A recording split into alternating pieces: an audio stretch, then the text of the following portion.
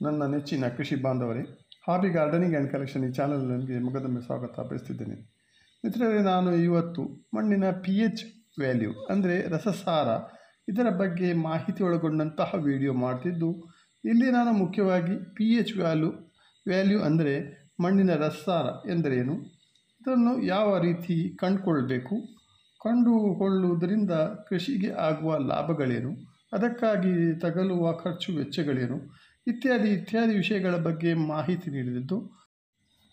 ಅದನ್ನು ಆರಂಭಿಸುವುದಕ್ಕಿಂತ ಮೊದಲು ಕೃಷಿ ಪ್ರಿಯರಾದ ತಮ್ಮಲ್ಲಿ ನಮ್ಮ ಕೃಷಿ ಆಧಾರಿತ ಕನ್ನಡ ಚಾನಲನ್ನು ಸಬ್ಸ್ಕ್ರೈಬ್, ಲೈಕ್, ಶೇರ್ ಮತ್ತು ಮಾಡುವರೆ ನಿಮ್ಮಲ್ಲಿ ನಾವು ಕೇಳಿಕೊಳ್ತಿದ್ದೇವೆ.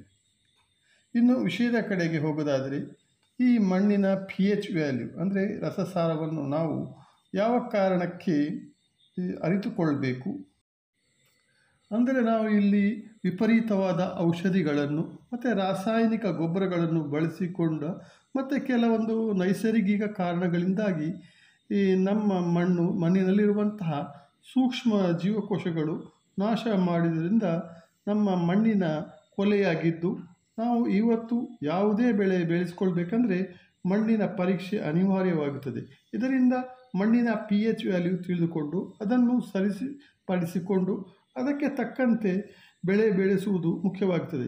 ಇನ್ನು ಮಣ್ಣಿನ pH ವ್ಯಾಲ್ಯೂ ಎಂದರೇನು ಎನ್ನುವ ಬಗ್ಗೆ ಹೇಳೋದಾದರೆ, ಇದೊಂದು ಮಣ್ಣಿನಲ್ಲಿರುವಂತಹ ಆಮ್ಲೀಯ ಗುಣ ಅಂದರೆ ಆಸಿಡಿಕ್ ನೇಚರ್ ಮತ್ತು ಮಣ್ಣಿನಲ್ಲಿರುವಂತಹ ಕ್ಷಾರೀಯ ಗುಣ ಅಂದರೆ ಆಲ್ಕಲಿನ್ ನೇಚರ್ಗಳನ್ನು ಕಂಡುಕೊಳ್ಳುವ ಸಿಸ್ಟಮ್ ಆಗಿದ್ದು, ಇಲ್ಲಿ 1 ರಿಂದ 14 ತನಕ ಮಾಪನವನ್ನು ಆಧಾರವಾಗಿಟ್ಟುಕೊಂಡು 1 ರಿಂದ 7 ತನಕ ಒಳಗಡೆ ಮಣ್ಣನ್ನು ಆಮ್ಲೀಯ ಮಣ್ಣು ಮತ್ತು 7 ರಿಂದ ನಂತರ 14ರವರೆಗಿನ ಮಣ್ಣನ್ನು ಕ್ಷಾರೀಯ ಮಣ್ಣೆಂದು ಹೇಳ್ತೇವೆ. ಮತ್ತು 7ಅನ್ನು ನ್ಯೂಟ್ರಲ್ ಮಣ್ಣು ಅಂತಲೂ ನಾವು ಹೇಳ್ತೇವೆ, ಅಂದರೆ ತಟಸ್ಥ ಮಣ್ಣು ಎಂದು ಕರೆಯುತ್ತೇವೆ. ಈ ತಟಸ್ಥ ಮಣ್ಣು ಉತ್ತಮ ಮತ್ತು ಆರೋಗ್ಯವಂತ ಮಣ್ಣಾಗಿದ್ದು, ಈ ಮಣ್ಣಿನಲ್ಲಿ ಹೆಚ್ಚಿನ ಗಿಡ ಮರಗಳು ಮಣ್ಣಿನಲ್ಲಿರುವಂತಹ ಸಾರಜನಕ ಅಂದರೆ ಪೊಟ್ಯಾಷ್ ಮತ್ತು ರಂಜಕವನ್ನು ಹೀರಿಕೊಂಡು ಸುಲಭವಾಗಿ ಉತ್ತಮವಾಗಿ ಬೆಳೆದುಕೊಳ್ಳುವಂತಾಗ್ತದೆ.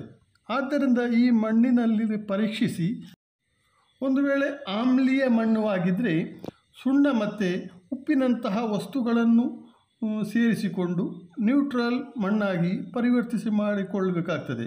ಹಾಗೆಯೇ ಮಣ್ಣು ಒಂದು ವೇಳೆ ಕ್ಷಾರೀಯವಾಗಿದ್ದರೆ ಇದಕ್ಕೆ ಜಿಪ್ಸಮ್ ಅಥವಾ ಗಂಧಕಗಳನ್ನು ನೀಡಿ ಮತ್ತು ಹೆಚ್ಚಿನ ಸಾವಯವ ಗೊಬ್ಬರಗಳನ್ನು ಕೂಡ ಒದಗಿಸಿ ಮಣ್ಣನ್ನು ನ್ಯೂಟ್ರಲ್ ಅಂದರೆ ತಟಸ್ಥ ಮಾಡಿಕೊಳ್ಳಬೇಕಾಗ್ತದೆ.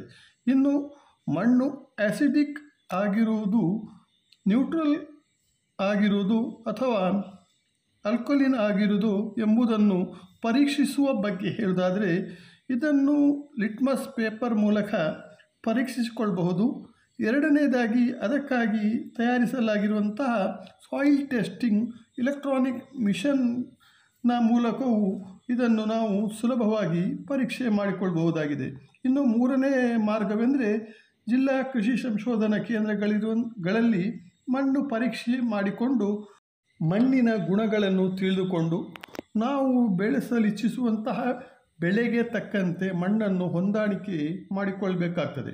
ಆದರೆ ಹೆಚ್ಚಿನ ಬೆಳೆಗಳಿಗೆ ನ್ಯೂಟ್ರಲ್ ಸಾಯಿಲ್ ಉತ್ತಮವಾಗಿದ್ದರೂ ಕೆಲ ಗಿಡಗಳು ಆಸಿಡಿಕ್ ಸಾಯಿಲ್ನಲ್ಲಿಯೂ ಉತ್ತಮವಾಗಿ ಬೆಳೆದುಕೊಳ್ತವೆ. ಉದಾಹರಣೆಗೆ ಹೇಳಬೇಕಂದ್ರೆ, ಗುಲಾಬಿ ಗಿಡ, ದಾಸವಾಳ, ಈ ರಂಗನ್ ಕೀಪರ್, ಮ್ಯಾರಿಗೋಲ್ಡ್, ಮೊಗ್ರಾ, Kanher, ಎಕ್ಸೋರಾ, ಅಜೇಲಿಯಾ, ಹೈಡ್ರಂಜಾ, ಅಲ್ಮೆಂಡಾ, ಬೊಗನ್ವಿಲ್ಲಿಯಾ, sunflower, blueberry, apple, tomato, ಮೂಲಂಗಿ, ನೀರುಳ್ಳಿ ಇತ್ಯಾದಿ. ಇನ್ನು ಕ್ಷಾರೀಯ ಮಣ್ಣಿನಲ್ಲಿಯೂ ಉತ್ತಮವಾಗಿ ಕೆಲ ಗಿಡಗಳು ಬೆಳೆದುಕೊಳ್ತವೆ. ಅದಕ್ಕೆ ಉದಾಹರಣೆ ಕೊಡಬೇಕಂದ್ರೆ Desi, morning glory, lily, germanium, ಪಾಪ್ಲಿ ಇತ್ಯಾದಿ ಗಿಡಗಳು, ಹೆಚ್ಚಿನ ಗಿಡಗಳು ಇಲ್ಲಿಯೂ ಸಹ ಬೆಳೆದುಕೊಳ್ತವೆ. ಆದರೆ ಹೆಚ್ಚಿನ ಗಿಡಗಳು ನ್ಯೂಟ್ರಲ್ ಸಾಯಿಲ್ನಲ್ಲಿ ಮತ್ತು ಲೈಟ್ ಅಸಿಡಿಕ್ ಸಾಯಿಲ್ನಲ್ಲಿ ಮತ್ತು ಲೈಟ್ ಆಲ್ಕಲೈನ್ ಸಾಯಿಲ್ನಲ್ಲಿ ಸುಲಭವಾಗಿ ಉತ್ತಮವಾಗಿ ದಷ್ಟಪುಷ್ಟವಾಗಿ ಬೆಳೆದುಕೊಳ್ತವೆ. ಇದು ಆಸಿಡಿಕ್ ಸಾಯಿಲ್, ಆಲ್ಕೋನಿಕ್ ಸಾಯಿಲ್ ಮತ್ತು ನ್ಯೂಟ್ರಲ್ ಸಾಯಿಲ್ನ ಬಗ್ಗೆ ಸಂಕ್ಷಿಪ್ತವಾದ ಮಾಹಿತಿಯಾಗಿದ್ದು, ಇವುಗಳ ಬಗ್ಗೆ ಯಾವುದೇ ಸಂದೇಹವಿದ್ದಲ್ಲಿ ಅಥವಾ ಹೆಚ್ಚಿನ ಮಾಹಿತಿ ಬೇಕಾದಲ್ಲಿ ಕಮೆಂಟ್ ಮಾಡಿ ಕೇಳುವರೆ.